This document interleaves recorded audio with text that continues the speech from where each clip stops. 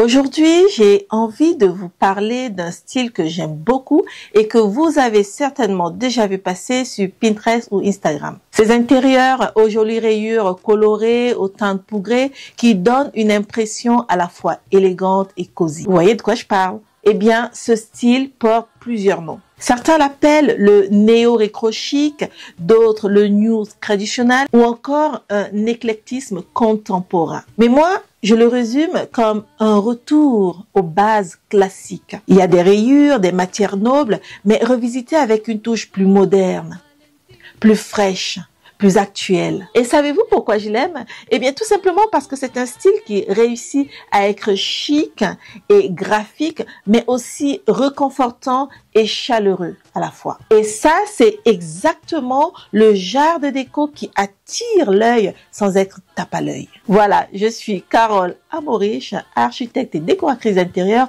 Vous êtes sur ma chaîne Le Journal d'une femme noire. N'hésitez pas à commenter tout au long de cette vidéo. N'hésitez pas à mettre un pouce dès à présent. N'oubliez pas de vous abonner juste en dessous. Allez-y, abonnez-vous, abonnez-vous. Ça aidera ma chaîne à se développer. C'est important pour moi. Et maintenant, voyons pourquoi ce style marche si bien. Et ensuite, je vous montrerai deux façons très simples de l'adopter chez vous selon vos envies. Pour commencer, voyons ce qui définit vraiment ce style.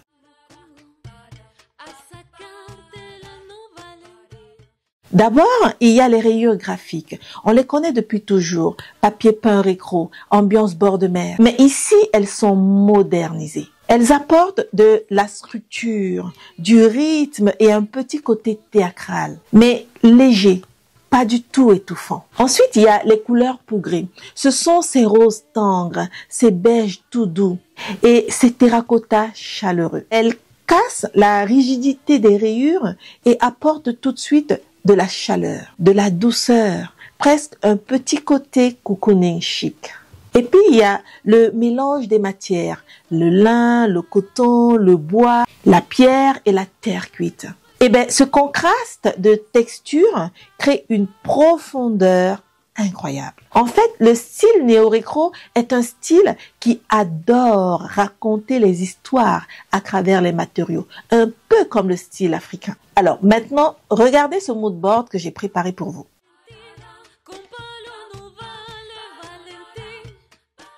On retrouve exactement ça. Les rayures, les teintes pougrées et ce jeu de matière qui donne beaucoup de relief. Ça illustre bien l'esprit général sans forcément rentrer dans tous les détails. Mais maintenant, comme vous le savez, je suis très généreuse. Donc, pour aller plus loin, voici quelques inspirations concrètes. Ici, vous avez un salon cosy où le mur rayé du fond devient le point fort de la pièce. Et là, une chambre plus douce qui joue sur le contraste subtil entre le motif et la couleur tendre. Alors, maintenant, la question c'est comment est-ce qu'on adopte ce style chez soi? Comment est-ce que tu adoptes ce style chez toi?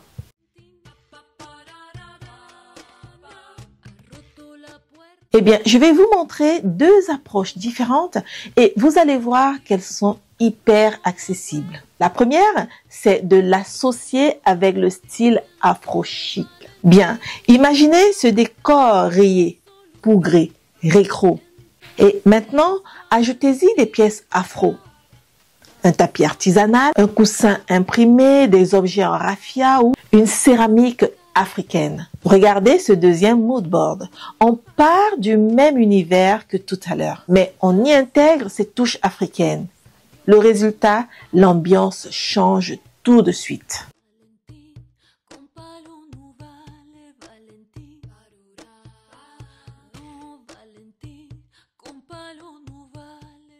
En fait, ici, on a gardé l'élégance du néo-rétro, mais on y a ajouté la profondeur identitaire du côté afro-chic.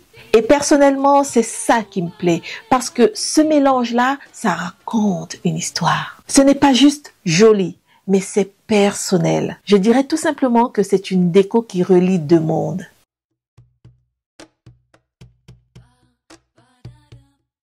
Alors, la deuxième version, c'est pour celles et ceux qui aiment ce style, mais qui au fond n'osent pas trop les couleurs ou les motifs. Et si vous êtes dans ce cas, c'est totalement OK. Première variation, on réduit les couleurs et on garde une base neutre, beige, crème, et on ajoute juste une ou deux touches pougrées. Comme ça, l'ambiance reste sobre, mais avec un petit twist élégant.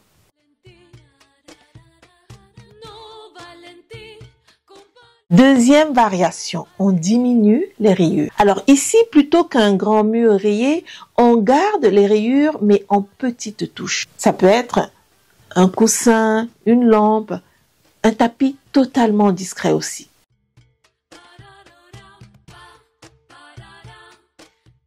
Ici, l'esprit est là, mais de façon totalement subtile. Regardez ce mood board dérivé.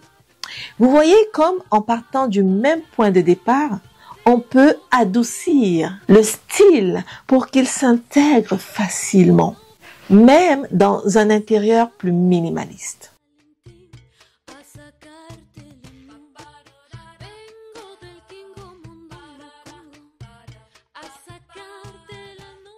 Avant de continuer, j'organise le 20 septembre à 10 h, c'est un samedi, un atelier pour apprendre à créer votre propre mood board, un mood board identitaire, un mood board qui vous parle, un mood board qui vous ressemble, un peu comme on a fait ici avec le style néo-rétro et ses différentes adaptations.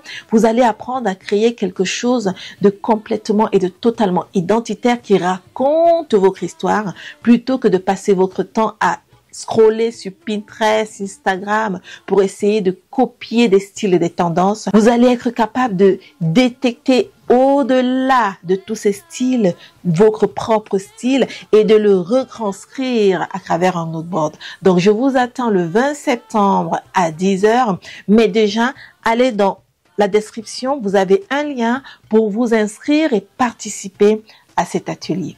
Donc voilà, on a vu ensemble ce style néo-rétro chic ou new traditional ou éclectisme contemporain.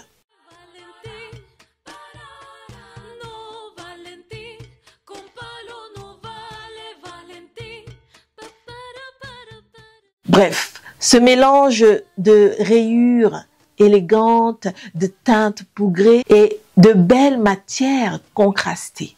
Mais surtout, on a vu qu'il existait plein de façons différentes de l'adopter. Et encore, on n'a pas pu parler de toutes les autres façons que je peux vous aider à découvrir et à appréhender à travers mon école, l'école intérieure. Vous avez le lien juste en dessous.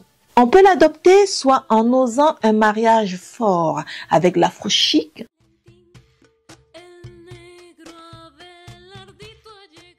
pour créer une ambiance unique et identitaire, soit en l'introduisant plus en douceur par petites touches,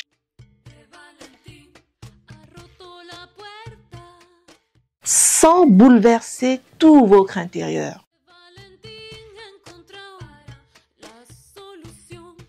En fait, ce que j'aimerais que vous compreniez, et c'est le plus important, c'est ce que j'ai essayé de vous transmettre, c'est que l'essentiel, ce n'est pas de suivre une tendance juste parce qu'elle est à la mode. Mais c'est de la faire vôtre.